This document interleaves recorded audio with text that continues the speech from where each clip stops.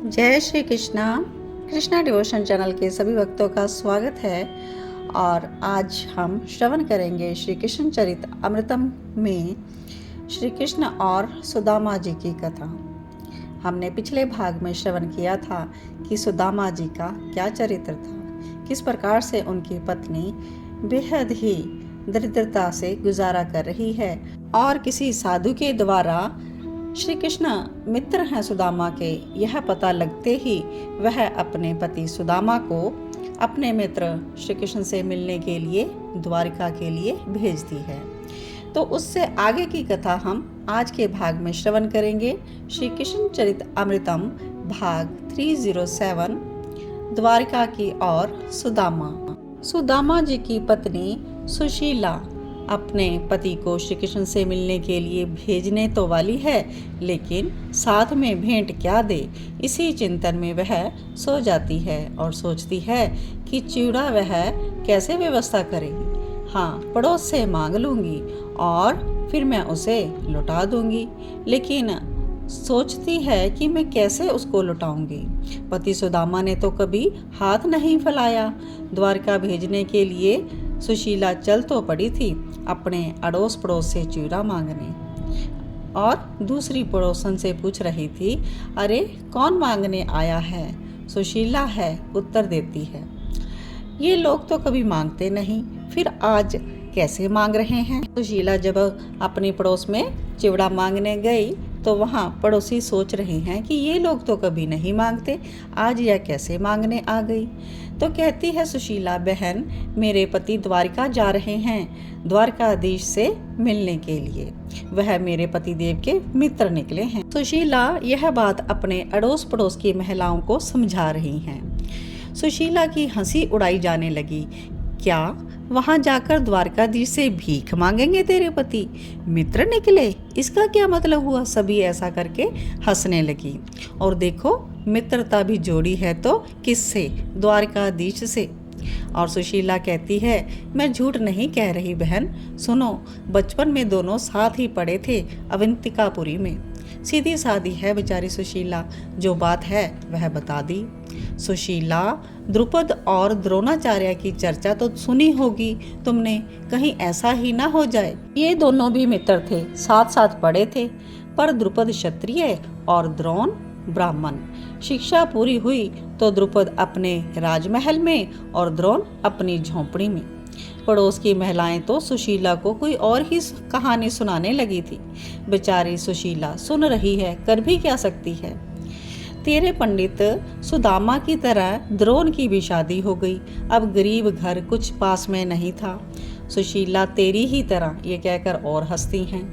घर में एक दिन देख लिया द्रोण ने, द्रोण की पत्नी बालक को दूध पिला रही थी, पर वो दूध नहीं था, वो तो आटे का घोल पिला रही थी। सुशीला ये देखकर द्रोण को बड़ा दुख हुआ। उसी समय द्रुपद के पास चले गए मांगने के लिए, पर तुम जानती हो राजा द्रुपद ने अपमान करके भेज दिया द्रोण को, इसलिए सोच लो कहीं अपमान ना हो जाए तुम्हारे पति सुदामा का। यह सब सुनकर नेत्रों से अश्रु बह चले सुशीला के, और कहती है, वो द्रुपद नहीं है, वो द्वारिकाधीश हैं, करुणा से भरे कृपा के सागर हैं। द्रुपद की तुलना मेरे द्वारकाधीश से मत करो। सुशीला समझ गई है कि सब मेरा मजाक उड़ाने वाली हैं, चिड़ा तो मुझे कोई नहीं देगा। वो हाथ जोड़कर बोली, मत दीजिए चोड़ा, पर मेरे पतिदेव और उनके मित्र को हास्य का विषय मत बनाइए। यह कहकर अपनी फटी साड़ी से अपने अश्रुओं को पोंछती हुई सुशीला अपने घर की ओर चल पड़ी।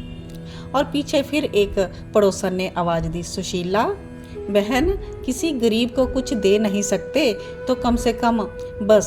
सुशीला हाथ जोड़कर बोल रही थी। पड़ोसन ने पूछा, कितना चिवड़ा चाहिए? सुशीला अब थोड़ा सा प्रसन्न हुई, तुम दे रही हो क्या मुझे चिवड़ा? और सुशीला आनंदित होकर बोली, 4 मुट्ठी, बस 4 मुट्ठी चिवड़ा। पर पड़ोसन ने कहा, 4 गुना वापस लूंगी, मैं 10 गुना दूंगी। सुशीला आगे से कहती है, मन ही मन कहा सुशीला ने कि वो त्रिलोक के पति हैं, वो सब कुछ दे देंगे मेरे पति को। 4 मुट्ठी चिवड़ा लेकर अब तो कुटिया में आ गई सुशीला। इधर सुदामा पूछता है, कोई व्यवस्था हुई क्या? सुदामा का संध्या वंदन सब हो गया था। वो इसलिए पूछ रहे थे कि द्वारका ले जाने के लिए कुछ व्यवस्था हुई तो मैं द्वारका जाऊं, नहीं तो फिर नित्य की तरह उसी वट वृक्ष के नीचे बैठकर अपने सखा का ध्यान लगाऊं। शीला कहती है, हो गई व्यवस्था, 4 मुट्ठी चिवड़ा मिला है, ये रहे, और अपनी फटी साड़ी में ही बांध कर लाई थी सुशीला। पर आप कैसे ले जाएंगे? सुशीला सोचने लगी और फिर भीतर गई। एक कपड़े का टुकड़ा मिला, फटा हुआ। अब कैसे करूं? ये तो फटा हुआ है। सुशीला और भी परेशान हो उठी। हाँ, एकाएक उसे एक समाधान सूझ गया। सुई धागा लेकर उसने उस फटे कपड़े के टुकड़े को सिल दिया, चिवड़ा की पोटरी बना दी। हाँ, ये लीजिए, अब आप जाइए, सुशीला अब बोली। सुदामा जी ने भगवत स्मरण किया और जैसे ही जाने लगा तो क्या कहती है पत्नी? सुनिए, बालक भूखे हैं, चिवड़ा को देखकर उछल रहे हैं, पर उसमें से एक मुट्ठी मैंने बालकों को दे दिया है।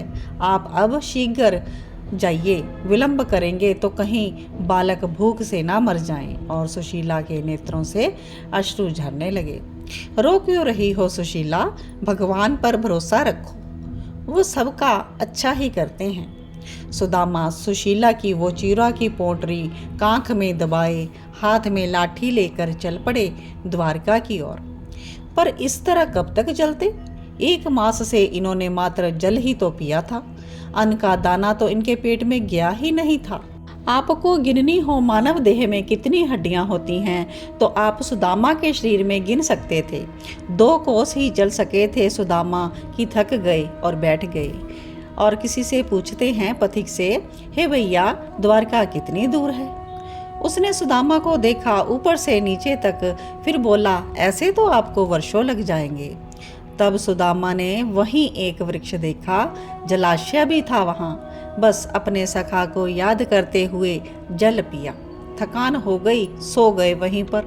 और सुदामा अपने मित्र श्री कृष्ण को याद करते हुए सोए। हे कृष्ण, धन नहीं चाहिए, चाहिए तो तुझे देखने की इच्छा है बस। अगर तुझे गर्ज पड़े तो द्वारका ले जाना मुझे, पर मुझसे अब चला नहीं जा रहा। ये कहकर सुदामा वहीं सो गए। और इधर हंसे द्वारकाधीश, खिलखिलाकर हंसे। रुक्मणी पास में है, पूछती है, क्या हुआ? श्री कृष्ण बोले, कुछ नहीं, एक मेरा मित्र है, बस उसी की याद आ गई थी मुझे। तो इस प्रकार से आज की कथा को हम यहीं विश्राम देंगे। आगे सुदामा जब सोकर उठते हैं तो क्या होता है, यह जानने के लिए जुड़े रहें कृष्णा डिवोशन चैनल के साथ। आगे की कथा हम नेक्स्ट भाग में कहेंगे। आप सभी ज़रूर श्रवण करें श्री कृष्ण चरित अमृतम की अद्भुत कथा सुदामा जी और श्री कृष्ण की। जय श्री कृष्ण।